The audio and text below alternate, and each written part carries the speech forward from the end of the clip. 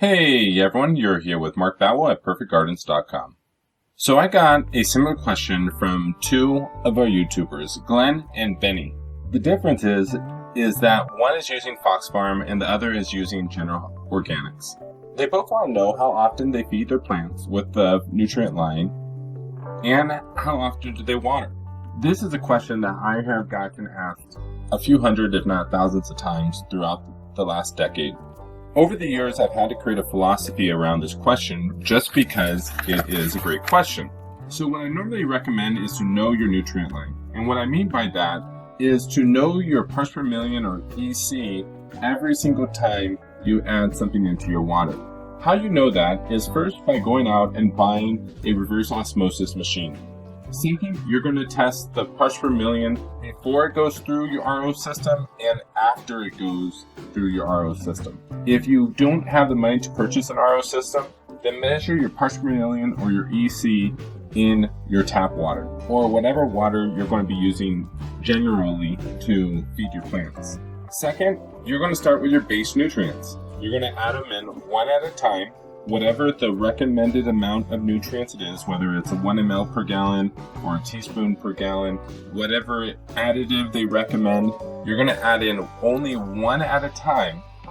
You're going to check the parts per million after a few minutes after you add it in because it takes a little bit of time for it to dissolve and dilute through the water. And then you're going to write it down in a notebook or whatever. So you're going to have one column where it's going to say what you're using. The second column is going to be the amount you're using.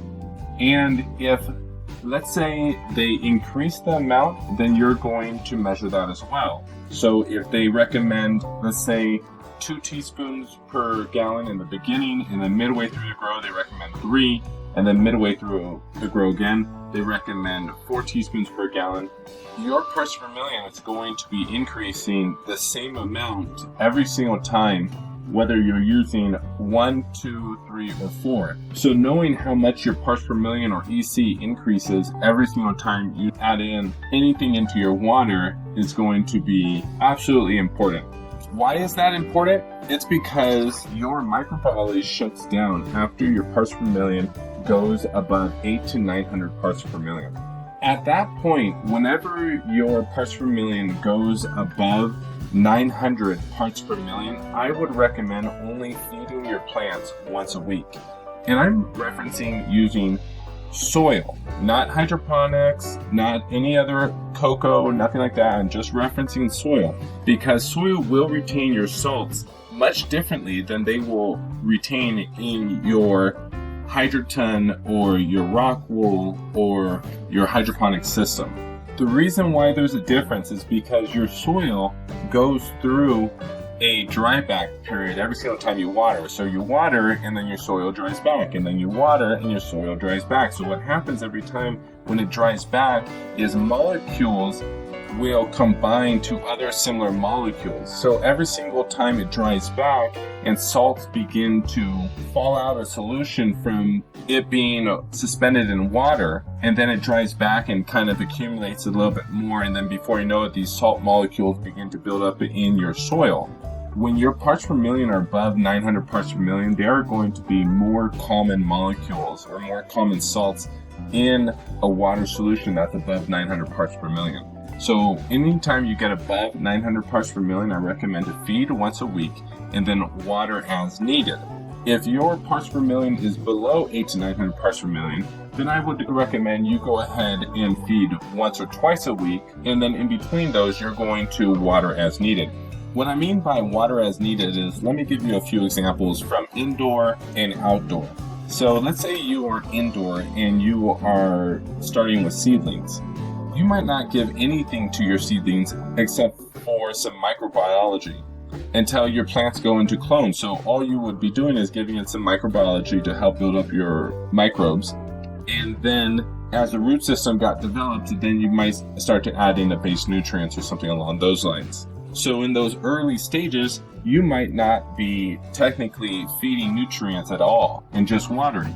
And when you water, you might water once every 3 or 4 days because obviously your seedlings might be in a higher humidity environment. You might have a dome over your seed tray, or something along those lines, so the moisture isn't escaping the environment and you aren't going to be watering as often.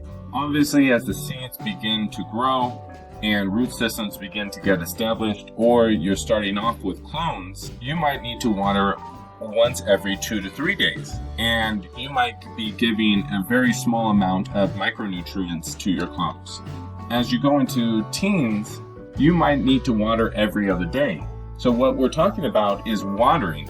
And when we reference feeding, is you're going to just replace one of your waterings with your feeding.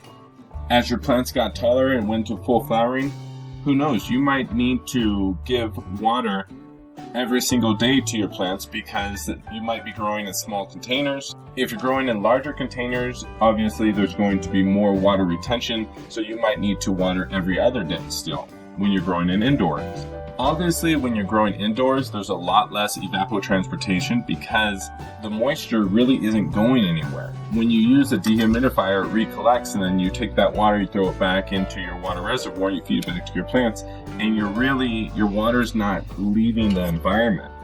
So your watering schedule is going to adjust 100% dependent upon how you're growing, how large your containers are, and your feed schedule is going to adjust if your parts per million go above 900. If you're a master grower and you know exactly what you're doing and you're incredibly in tune to your plants, obviously this won't apply to you. You and your plants are going to have a special relationship, and you're going to be growing the same plants in the same strain consistently. You're going to know whether your plants like nutrients or not at some point when you're growing your strain consistently throughout the year. Let's say you're growing outdoors. Now at this point, if you're growing outdoors, you now have to take into consideration other factors. Are you growing next to a pond, a lake, a river? Are you growing in a semi-desert area? Are you growing at sea level? Are you growing a mile high in the air? And when I say mile high, I'm out in Boulder, Colorado, so I'm a mile high, and water evaporates like crazy here, and I actually have to water every single day. It doesn't matter whether it's my 5-gallon buckets or it's my garden outdoors. I have to water every single day. If I miss watering past 9:30 a.m. in the morning, my plants will wilt that day. It does not matter. It is like clockwork just because of the amount of evapotranspiration. So you have to, once again, know your plants. And that's really another little secret how a master grower will become a master grower one day. It's because they are farming the same area consistently. They know their area. They know what they have to do on a daily basis to create a healthy growing environment so the plants can meet their potential. And the grower builds the relationship it needs to have with its environment so that the plants can be healthy. Another additional factor that will play a huge role in how often you can feed your plants and the strength and nutrients you can give them is if they are going through any other additional excess stresses, bugs, mold, wind, heat stress, whether it's from the moon or the sun. When I say wind, if you are living in an area where there's a large amount of wind, I would highly recommend putting up something that's going to block the wind, because once again, we're talking about evapotranspiration, and your leaves will dry out. Obviously, when the leaves dry out, photosynthesis no longer begins to work, and if you are giving your plants a large amount of salts versus water, because you're giving them a high parts per million, the salts are also going to dry out your growing environment. So when I'm in situations like that, I would normally recommend a grower to never go above 800 parts per million, feed twice a week, and the remainder of the time keep watering. So let's go back over here to the Fox Farm line versus the General Organics line. I guarantee you, if you use all of the General Organics additives, you probably are barely going to get to 1,000 parts per million. If you use the Fox Farm line and all of their additives, you can get up to 2,500, even close to 3,000 parts per million. So know your parts per million, like we discussed in the beginning of this video. And like anything else, the more you do it, the better it's going to get. If you do not have a pH meter, a parts per million meter, or an EC meter, I highly recommend checking out Blue Lab, distributed by DL Wholesale and obviously sold by PerfectGardens.com.